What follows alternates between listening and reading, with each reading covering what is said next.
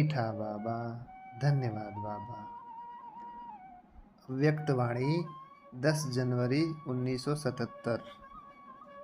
प्यारे बाबा ने कहा, स्वयं को जो हूँ जैसा हूँ, जिस श्रेष्ठ बाप और परिवार का हूँ वैसा जानते हो, लेकिन हर समय मानते नहीं हो।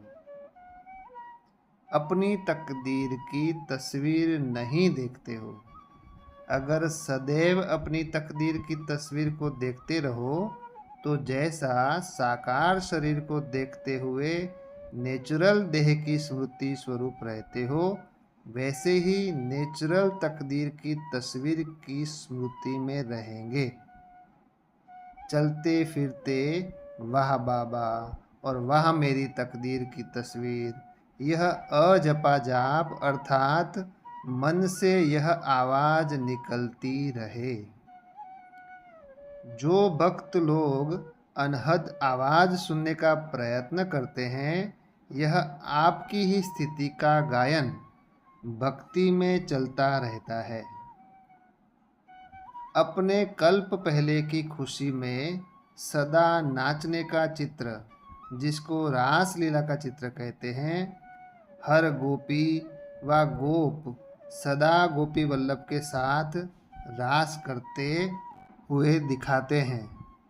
यह खुशी में नाचने का यादगार चित्र है, आपके प्रैक्टिकल चरित्र का चित्र बना है।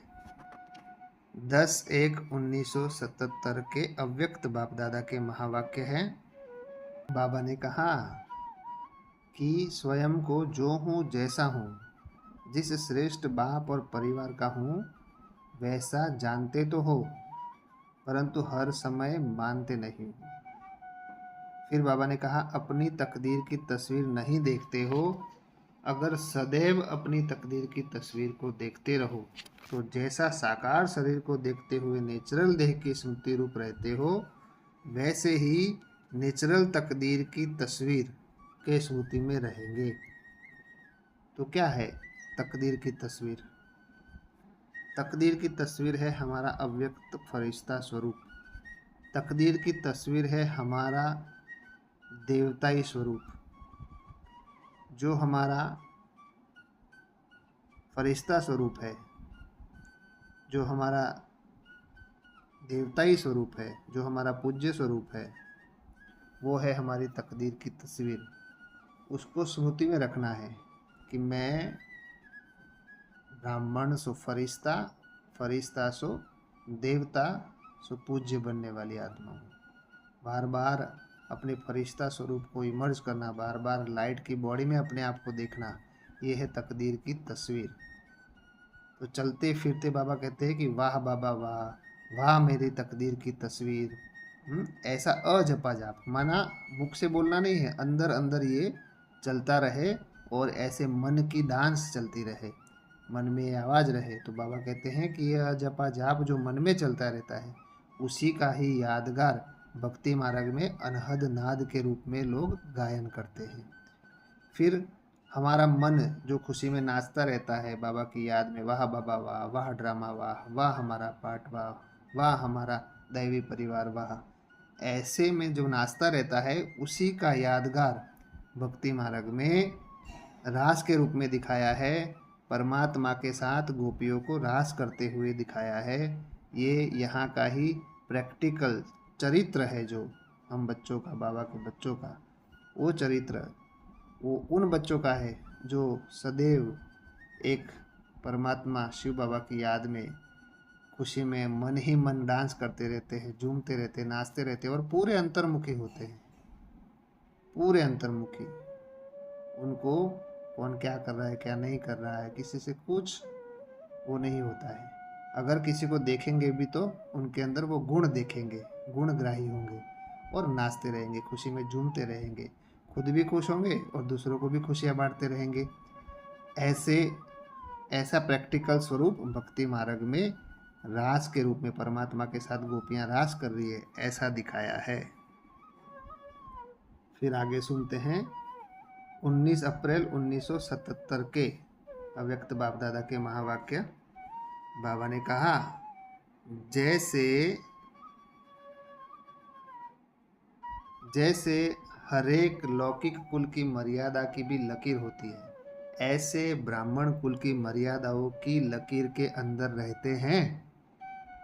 मर्यादाओं की लकीर संकल्प में भी किसी आकर्षणवश उल्लंघन तो नहीं करते हैं, अर्थात लकीर से बाहर तो नहीं जाते हैं। शूद्रपन के स्वभाव व संस्कार की स्मृति आना अर्थात अछूत बनना, अर्थात ब्राह्मण परिवार से अपने आप ही अपने को किनारे करना। तो यह चेक करो कि सारे दिन में बाप का सहारा कितना समय रहता और अपने आप किनारा कितना समय किया। बार बार किनारा करने वाले बाप के सहारे का अनुभव, बाप के साथ साथ रहने का अनुभव, बाप द्वारा प्राप्त हुए सर्व खजानों का अनुभव चाहते हुए भी नहीं कर पाते हैं। सागर के किनारे पर रहते सिर्फ देखते ही रह जाते हैं, पा नहीं सकते। पाना है यह इच्छा बनी रहती है, लेकिन पा लिया है यह अनुभव नहीं कर पाते हैं। जिज्ञासा ही रह जाते हैं, यानी जिज्ञासु ही रह जाते हैं, अधिकारी नहीं बन पाते हैं। 19 अप्रैल 1977 के अव्यक्त बाप दादा के महावाक्य। बाबा ने पूछा है कि ब्राह्मण कुल की जो मर्यादा है उसके अंदर रहते हैं, मर्यादा की लकीर संकल्प में भी किसी आकर्षणवश उल्लंघन तो नहीं करते हैं। तो बाबा सबसे बड़ी मर्यादा किसको बोलते हैं? ब्राह्मण कुल के सबसे बड़ी मर्यादा है एक बाप दूसरा न कोई। ब्राह्मण कुल की मर्यादा है मन में मेरा बाबा चलता रहे। ब्राह्मण कुल की मर्यादा है सब कुछ मेरा बाबा करा रहा है, सब कुछ मेरा बाबा करा रहा है। ये ब्राह्मण कुल की मर्यादा है। एक बाप दूसरा न कोई, बस सब कुछ मेरा बाबा है, मेरा संसार ही मेरा बाबा है। ये है ब्राह्मण कुल की मर्यादा। अगर इस बाबा कहते हैं इस लकीर को अगर आप काट करके माना किसी और को याद करते हो या किसी और को, वस्तु को, किसी व्यक्ति को, किसी वैभव, किसी को भी अगर मन में बिठाते हो तो आप शूद्रपन के संस्कार धारण कर ले। बाप को भूला माना शूद्रपन के संस्कार आए। तो बाबा कहते हैं शूद्रपन के स्वभाव व संस्कार की स्मृति आना अर्थात अछूत बनना, तो ऑटोमेटिकली ही ब्राह्मण परिवार से किनारा हो जाता है। ऐसा नहीं कि ब्राह्मण परिवार से मिलते तो रहते हैं, परंतु अगर बाबा की याद में नहीं रहते, एक बाबा को पूरा संसार नहीं बनाया, सर्व संबंधों के रूप में बाबा की याद नहीं है, तो बाबा से आपका किनारा हो रहा है, मतलब आप ब्राह्मणपन से शूद्रपन की तरफ जा रहे हैं। तो बाबा बोल रहे हैं कि पूरे दिन में बार बार चेक करो कि कितना समय हमने बाबा को सहारा बनाया और कितना समय बाबा से किनारा किया।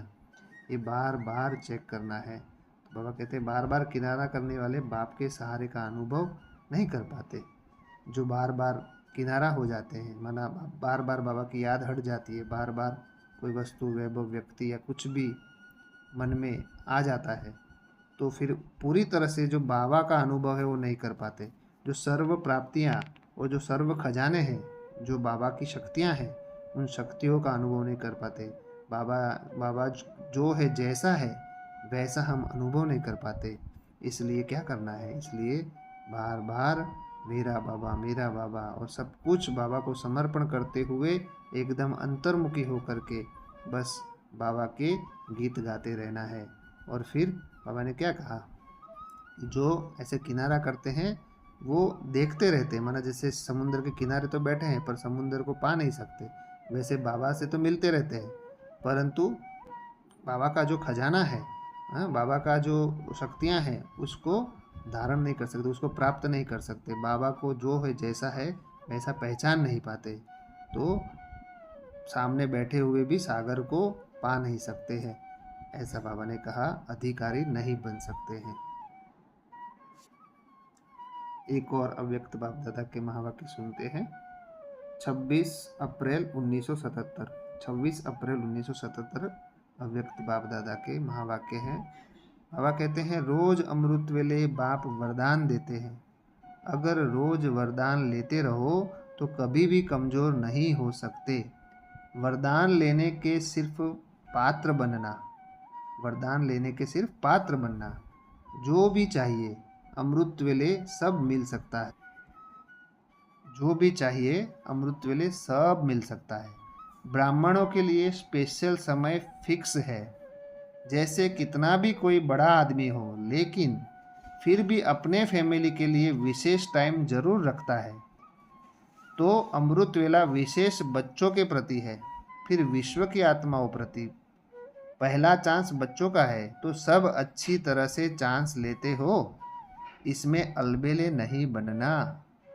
26/4/1977 बाबा कह रहे हैं कि अमृत वेला बाबा ने विशेष दैवी परिवार, ब्राह्मण परिवार के लिए समय फिक्स किया हुआ है।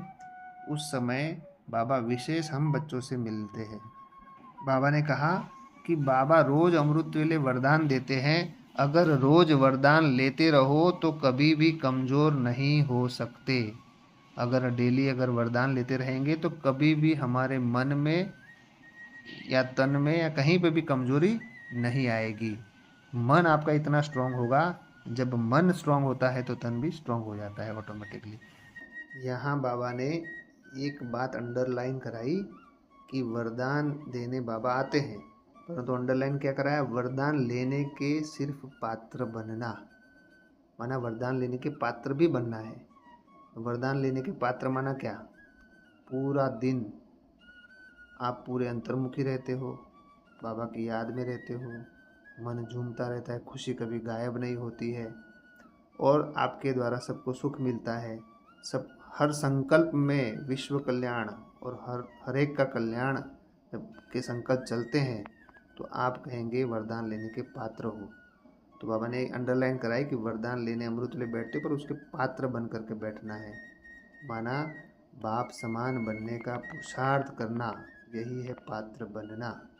कि बाबा सबसे कैसे व्यवहार करता है, बाबा सबके साथ कैसा चलता है, वैसा मुझे चलना है।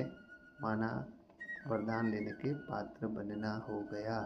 फिर बाबा ने कहा कि जैसे कोई बड़ा आदमी होता है, कितना भी बड़ा हो, पर अपने बच्चों के लिए स्पेशल टाइम निकालता है, वैसे बाबा कितना बड़ा है, पूरी दुनिया का रचयिता है, सृष्टि का रचयिता है, तो उन्होंने भी हम बच्चों के लिए स्पेशल समय फिक्स किया है, अमृत वेला।